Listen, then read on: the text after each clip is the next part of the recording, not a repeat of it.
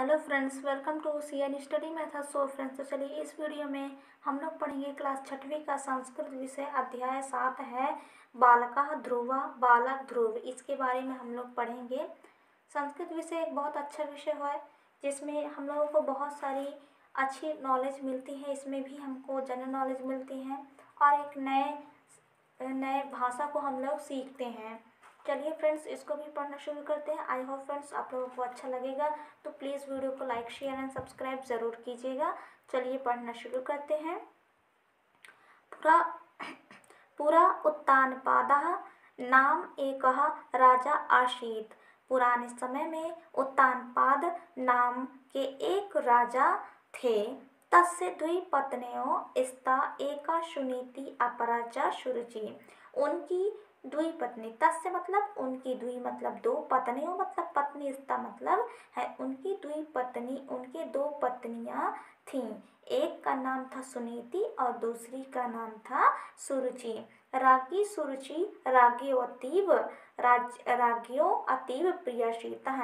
जो रानी सुरुचि थी वो राजा की अति प्रिय पत्नी थी। उत्तमः नाम तस्य पुत्र आसीत्। जो रानी सुरुचि थी उनकी पुत्र का नाम था उत्तम। उत्तम उनके पुत्र का नाम था। सुनीति राजा नाम नाति प्रियासीत्। तस्य पुत्र ध्रुव आसीत्। सुनीति राजा को ज़्यादा प्रिय मतलब प्रिय नहीं थी। तस्य पुत्र ध्रुव आसीत्। उसकी पुत्र का नाम था ध्रुव नाम था। एकस्मिन् दिने राजा सुरुचे पुत्रम उत्तमम अंकी निधाय स्नेहम कुर्वन्सीत्। एक दिन राजा सुरुचि के पुत्र उत्तम को अपने गोद में, अंक मतलब होता है गोद में, निधाय मतलब बिठा करके, स्नेहम कुर्वन्सीत् मतलब स्नेह कर रहे थे, मतलब प्यार कर रहे थे, लाड प्यार कर रहे थे अपने सुरुचि नाम की जो उनकी प्रिय पत्नी थी, उनके पुत्र उत्तम को अपने गोद में बिठा करके प्यार कर रहे थे। तस्मिन् समये सुनीति पुत्रः ध्रुवः पितु अंके स्थातुमैच्छत्। उसी समय सुनीति, जो उनकी पत्नी प्रिय नहीं थी, सुनीति नाम की, उनकी पुत्र ध्रुव पिता के अंक मतलब वो भी उत्तम भाई को देख करके अपने पिता के गोद में वो भी बैठ गया। स्थातुमैच्छत् मतलब कि उनकी गोद में बैठ गया। तद दृष्ट्वा विमाता सुरुचि अब्रवीत्। तभी ये देख करके विमाता मतलब सौतेली माँ सुरुचि अब्रवीत्। तभी इस चीज को देखकर विमाता सौतेली माँ सुरुचि बोली, वत्स मतलब पुत्र, त्वं राजसिंहासने आरूढ़ुम् अयोग्य असि, यतः त्वं अन्य स्त्री गर्भात् उत्पन्नोसि। तुम राजसिंहासन में बैठना चाहते हो, आरूढ़ बैठना चाहते हो, तो बैठने के लिए अयोग्य हो। क्यों अयोग्य हो? असि, क्योंकि तुम अन्य स्त्री गर्भात, अन्य स्त्री के गर्भ से उत्पन्न हुए हो। उसकी सौतेली माँ जो सुरुचि थी उसने इस चीज को देख करके कहा, पुत्र यदि तुम राजसिंहासन में बैठना चाहते हो, बैठने के लिए अयोग्य हो, क्योंकि तुम दूसरी पत्नी के गर्भ से उत्पन्न हुए हो। यदि त्वं राजसिंहासने आरोढुम् इच्छसि तर्हि भगवता नारायणस्य आराधनां कुरुतु। यदि तुम्हें राजसिंहासन में बैठना चाहते हो, यदि तुम राजसिंहासन में बैठने की इच्छा रखते हो, तो तुम्हें भगवत मतलब भगवान नारायण की आराधना करना होगा। ये माता सुरुचि बोल रही हैं कि यदि तुम्हें राजसिंहासन चाहिए तो तुम्हें भगवान विष्णु, भगवान नारायण की आराधना करनी होगी। मम कुक्षा च आगच्छत जन्म गृहान, और मेरे कोख से चा, और मेरे कोख से, कुक्षो मतलब कोख से जन्म लेना होगा। भगवान विष्णु की आराधना करो और अपने आप को मेरे कोख से जन्म दिलवा मतलब मेरे कोख से जन्म लेना होगा, तभी तुम्हें राज सिंहासन मिलेगा। विमातु मुखात एतानि कटुवचनानि श्रुत्वा बालका ध्रुवा उच्चस्वरेण रोदनमारभतः। तो विमातु मतलब सौतेली माँ के मुख से इस प्रकार के कटु वचन श्रुत्वा सुनकर बालक ध्रुव उच्च स्वरेण मतलब जोर जोर से रोने लगे। रोदन मारभतः तो मतलब कि वो उच्च स्वर से रोने लगे, जोर जोर से आवाज करके रोने लगे। किंतु राजा उत्तानपाद इति सर्वं श्रुति भुक्त्वा पश्यन्नशीतः। किंतु राजा उत्तानपाद इस सभी को देख करके चुप रह गए। इन सभी को देख करके क्या हो गए? चुप रह गए। अन्यंतरे बालका ध्रुवा रोदनम कुर्वन् मातु सुनीति पार्श्वा गता अवतत च विमातु कटु व्यवहार विषय। अन्यत्र वहाँ से फिर बालक ध्रुव रोते रोते अपनी माता सुनीति के पास पहुँचा और अवगत, और फिर वहाँ माता के विमातु के जो सौतेली माँ की कटु व्यवहार के विषय में कहा। पुत्रात् सुरुचि कटु वचनम कर्मण सुनीतिः स्वयमेव ध्रुवमवृतः वत्सः धैर्यं शांति च धराय। तो पुत्र के बात को वह पुत्र के सुरुचि द्वारा कहे गए कठोर जो कटु वचन वाला कार्य था, उसको सुनकर माता सुनीति ने ध्रुव को कहा कि पुत्र धैर्य और शांति रखो। यद्यपि त्वं विमातु आचरेण प्रतारिषोऽसि तथापि त्वं परार्थे कदापि अमंगलम कामना मा कुरु।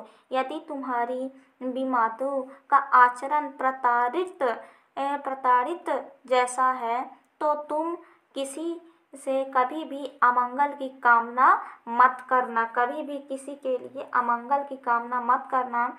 यह पुरुष अन्याय खिन्नं करोति सः तस्य फलम् अवश्यमेव प्राप्नोति। यहाँ पर आए थे ना, जो पुरुष अन्य व्यक्ति को दुखी करता है वह उसका फल स्वयं ही प्राप्त हो जाता है। मतलब कि यहाँ जो माता सुरुचि थी उसने कटु वचन बालक ध्रुव को बोला, जिससे बालक ध्रुव बहुत ही ज़्यादा उसको दुख पहुँचा। तो यहाँ माता सुनीति बालक ध्रुव को धैर्य और शांति रखते हुए बनाए हुए बोलती है कि यदि जो पुरुष अन्य व्यक्ति को दुख पहुँचाता है वह उसका फल अवश्य ही प्राप्त करता है। अतः भवत्सा, अतः हे पुत्र, त्वं विमातु कटु सत्यं पालयन् भगवत नारायणस्य कमलचरणयोः आराधनां कुरु। तुम विमातु सौतेली माँ विमातु के कटु सत्य का पालन करने के लिए भगवान नारायण के चरण कमल की आराधना करो। तपसा तव पूर्वा परम शांति अलभतम, तब तुम्हारे पूर्वज को परम शांति प्राप्त होगी।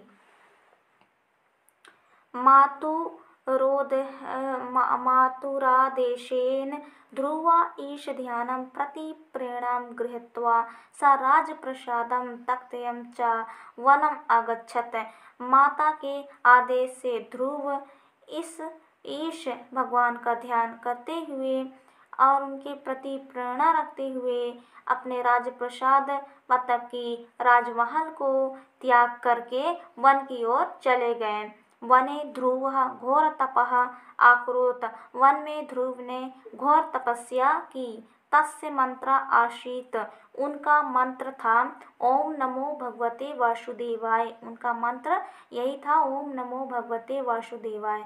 ध्रुवस्य तपसा प्रसन्नो भुक्त्वा भगवान विष्णु तस्य समक्ष प्रकटीभूतः ईप्सितं वरं च प्रदात्। तो ध्रुव के तपस्या से प्रसन्न होकर भगवान विष्णु उसके समक्ष प्रकट होकर इच्छित वर प्रदान किया। ध्रुवः स्वर्गलोके अचलम पदम प्राप्तवान। ध्रुव ने स्वर्गलोक में अचल पद प्राप्त किया। आई होप फ्रेंड्स आपको ये अच्छा लगा होगा। इसमें ये बताया गया था कि किसी भी इंसान को दुखी नहीं करना चाहिए। इस पाठ में हमको यही सीखने को मिला, क्योंकि जो व्यक्ति किसी की को दुख पहुंचाता है तो वो कभी भी खुश नहीं रह सकता। इसलिए किसी को भी दुखी नहीं करनी चाहिए। आई होप फ्रेंड्स आप लोगों को हमारी ये पाठ अच्छी लगी होगी। प्लीज़ वीडियो को लाइक कीजिए, शेयर कीजिए एंड सब्सक्राइब ज़रूर कीजिए। चलिए नेक्स्ट इधर देखिए, शब्दार्थ पहले पढ़ लेते हैं। अपरा मतलब दूसरी, अतीव मतलब बहुत, अंके मतलब गोद में, निधाय मतलब बैठकर, स्थातुम इच्छित मतलब बैठने की इच्छा किया, अब्रवीत मतलब बोली, वत्सा मतलब पुत्र, आरोढ़ मतलब चढ़ने के लिए, यतः मतलब क्योंकि, तरही मतलब तो, कुक्षो मतलब कोख में, आगत्य मतलब आकर के, गृहाण मतलब ले लो, श्रुत्वा मतलब सुनकर,